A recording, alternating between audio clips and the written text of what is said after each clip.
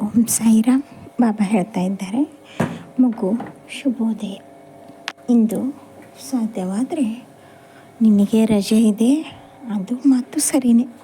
ಆದರೆ ಇವತ್ತೊಂದು ಮುಖ್ಯವಾದ ಕೆಲಸಕ್ಕಾಗಿ 3 ದಿನದಿಂದಲೇ ತಯಾರಿ ಮಾಡಿಕೊಳ್ತಾ ಇದ್ದೀಯ. ಅದಕ್ಕಾಗಿ ತುಂಬ ಶ್ರಮನೂ ಹಾಕಿದ್ದೆ. ಆ ಕಾರ್ಯವನ್ನು ಸಂಪೂರ್ಣಗೊಳಿಸಬೇಕಲ್ಲ, ಹಾಗಾಗಿ ಬೇಗ ರೆಡಿಯಾಗಿ ಆ ಕೆಲಸಕ್ಕಾಗಿ ಮುಂದೆ ಹೋಗು. ಎಲ್ಲ ಒಳ್ಳೆಯದೇ ಆಗ್ತಾಯಿದೆ. ಅದು ಒಂದು ಕೆಲಸ ಆದರೆ ಕಂದ, ನಿನ್ನ ಜೀವನದ ದಿಕ್ಕೇ ಬದಲಾಗುತ್ತದೆ. ಹೌದು ತಾನೇ? ಹೋಗು, ಎದ್ದೇಳು, ಎದ್ದು ನಿನ್ನ ಕೆಲಸದಲ್ಲಿ ಮಗ್ನನಾಗು, ಸರಿನಾ?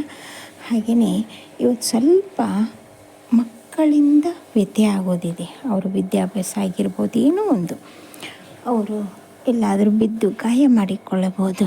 ಏನೋ ಒಂದು ಒಟ್ಟಿನಲ್ಲಿ ಮಕ್ಕಳಿಂದ ಬಂದಂಥ ಸುದ್ದಿಯಿಂದ ಬೇಜಾರಾಗ್ತೀಯ. ಇರಲಿ, ಅದೇನು ದೊಡ್ಡ ಮಾತಲ್ಲ. ಆದರೆ ಮುಂದಿನ ದಿನದಲ್ಲಿ ಅವರ ಯೋಜನೆ, ಅವರ ಕಾರ್ಯವನ್ನು ನೋಡಿ ನೀನು ಖುಷಿ ಪಡುವಂಥ ದಿನ ಬಂದೇ ಬರುತ್ತದೆ. ಚಿಂತೆ ಮಾಡಬೇಡ. ಹಾಗೆ ಮನೆಯಲ್ಲಿ ಒಂದು ಕಲ್ಯಾಣ ಕಾರ್ಯವೂ ಆಗ್ತಾಯಿದೆ, ಅದರ ಬಗ್ಗೆನೂ ಯೋಚನೆ ಇರಲಿ. ಚಿಂತೆ ಮಾಡುವಂಥ ಅಗತ್ಯ ಇಲ್ಲ. ಅದರ ಪಾಡಿಗೆ ಅದೆಲ್ಲವೂ ಆಗ್ತಾಯಿದೆ. ಶುಭ ಕಾರ್ಯ ಪ್ರಾರಂಭವಾದರೆ ಸಾಕು, ಅದು ಯಾರನ್ನೂ ಕೇಳೋದಿಲ್ಲ. ನಿನ್ನ ಹತ್ರ ದುಡ್ಡು ಇದೆಯೋ ಇಲ್ಲೋ ಅದು ಗೊತ್ತಿಲ್ಲ. ಆದರೆ ಕಾರ್ಯ ಪ್ರಾರಂಭವಾದರೆ ಅದನ್ನು ಮುನ್ನುಗ್ಗಿ ಅದರ ಕೊನೆ ಹಂತದವರೆಗೂ ನಾನಿದ್ದು ಅದನ್ನೆಲ್ಲವನ್ನು ಬಗೆಹರಿಸುತ್ತೇನೆ. ನೀನು ಯೋಚನೆ ಮಾಡುವಂಥ ಅಗತ್ಯ ಇಲ್ಲ. ಹಾಗೆಯೇ ಸ್ವಲ್ಪ ಮನೆ ದೇವರನ್ನು ಸ್ಮರಣೆ ಮಾಡು. ಮನೆ ದೇವರಿಗೆ ಹೋಗಿ ಬಾ. ಒಂದು ಪದ್ಧತಿಯನ್ನು ರೂಢಿ ಮಾಡಿಕೊ ಅಂತ ಹೇಳಿದ್ದೆ.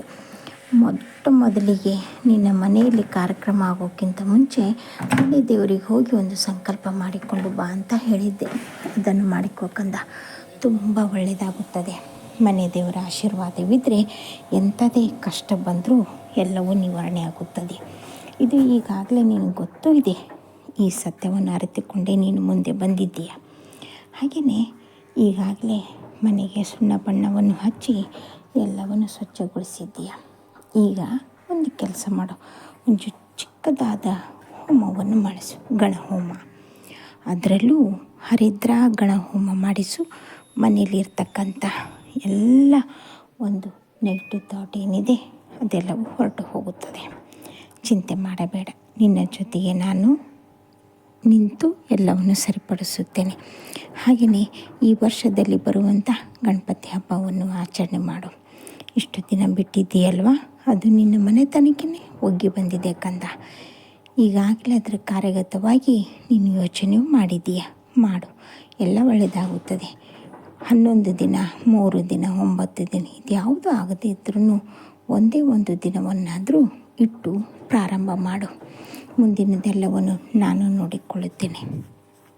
ಹಾಗೆಯೇ ಅಷ್ಟಮಿ ದಿನ ನೀನು ಹೋಗಿ ನಾಗನಿಗೆ ಕೊಡ್ತಕ್ಕಂಥ ಅಭಿಷೇಕ ಹವನವನ್ನು ಎಲ್ಲವನ್ನು ನೋಡಿದ್ದೇನೆ. ಎಲ್ಲವೂ ಸರಾಗವಾಗಿ ನಡೀತಾ ಇದೆ. ಚಿಂತೆ ಮಾಡುವಂಥ ಅವಶ್ಯಕತೆ ಇಲ್ಲ ಕಂದ. ಹತ್ತಿದ್ರಲ್ಲೇ ನಿನಗೆ ಅದರ ಫಲಾನುಫಲ ಸಿಕ್ಕೇ ಸಿಗುತ್ತದೆ. ಯೋಚನೆ ಮಾಡಬೇಡ.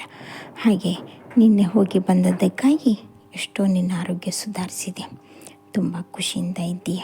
ಇರಲಿ, ಆದ್ರೂ ಸ್ವಲ್ಪ ಮಟ್ಟಿಗೆ ನಿನಗೆ ವಿಶ್ರಾಂತಿ ಬೇಕೇ ಬೇಕು. ಆ ವಿಶ್ರಾಂತಿಯನ್ನು ತೆಗೆದುಕೋ. ಯಾಕೆಂದರೆ ಇದು ಜೀವನ ಇವತ್ತು ನಾಳೆ ಮುಗಿದು ಹೋಗುವಂಥದ್ದಲ್ಲ.